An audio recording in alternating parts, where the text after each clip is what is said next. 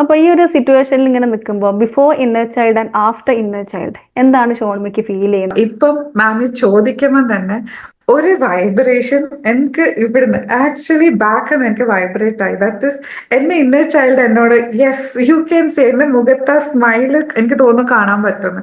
ഇതൊന്നും എനിക്ക് ബിഫോർ ഉണ്ടായിരുന്നില്ല.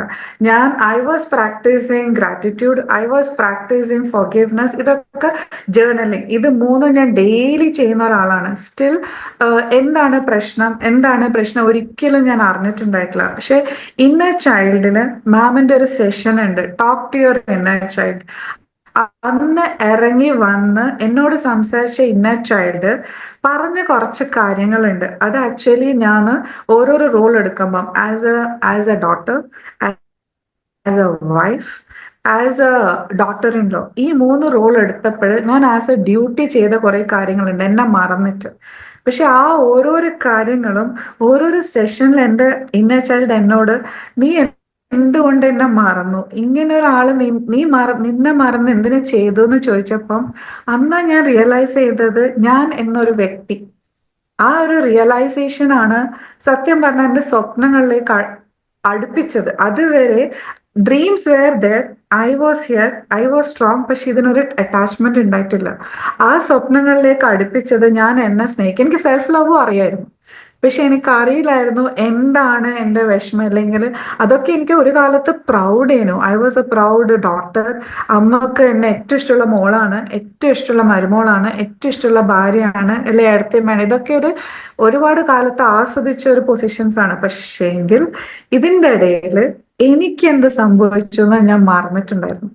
അത് എന്നെ കണക്ട് ചെയ്യിപ്പിച്ചത് അത് ഒരിക്കലും എനിക്ക് അതിന്റെ നന്ദി പറയാൻ പറ്റില്ല. ഇത് ഓരോരാൾ എടുക്കുമ്പോഴും ഇന്ന് ഞാനിപ്പോ മാമിന്റെ അടുത്ത് ഈ സെഷനിൽ 1-to-1 സെഷനിൽ ഇരിക്കുമ്പോൾ അതിന്റെ പോസിറ്റിവിറ്റി ഞാൻ മാമോട് ഷെയർ ചെയ്തിട്ടുണ്ട്. പക്ഷെ എന്റെ ലൈഫിൽ വന്ന ഓരോരാളുമായിട്ട് അത് കണക്ട് ചെയ്തിട്ട് അവരോടുള്ള റിയൽ സ്നേഹമില്ലേ, അത് I am enjoying from my heart.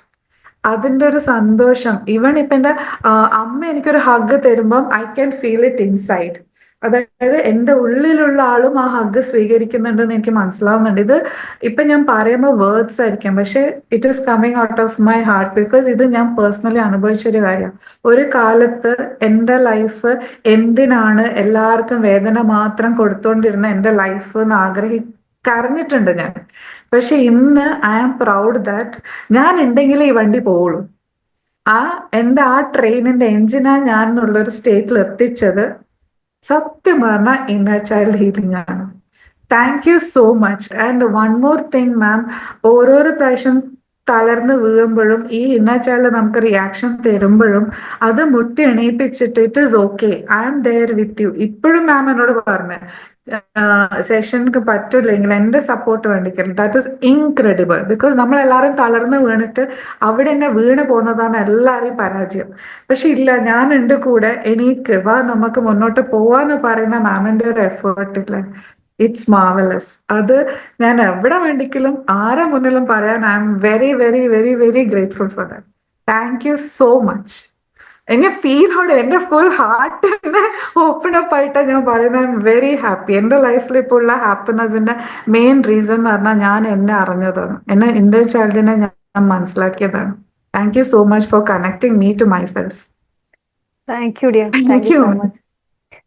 അപ്പോ ഇതാണ് എനിക്കും പറയാനുള്ളത്. ഇനി മുന്നോട്ടും താങ്ക് യു ഡിയർ. ഇപ്പൊ ഇനി മുന്നോട്ട് ഞാൻ ഈ പറഞ്ഞ കാര്യങ്ങൾ അതിൽ സ്വന്തമായിട്ട് ചെയ്യാൻ പറ്റുന്ന കാര്യങ്ങൾ സ്വന്തമായിട്ട് ചെയ്യുക. ബാക്കി ഏത് സമയത്ത് വേണമെങ്കിൽ എന്നെ കണക്ട് ചെയ്തിട്ട് ഇത് ചെയ്ത ശേഷം എന്നെ ഒന്ന് കണക്ട് ചെയ്യുക. എന്നിട്ട് അതിൽ സ്വന്തമായിട്ട് ചെയ്യാൻ പറ്റുന്നില്ലെങ്കിൽ ഞാൻ സപ്പോർട്ട് ചെയ്തോളാം. ഓക്കെ, മറക്കരുത്. അപ്പോൾ all the very best wishes. Thank you.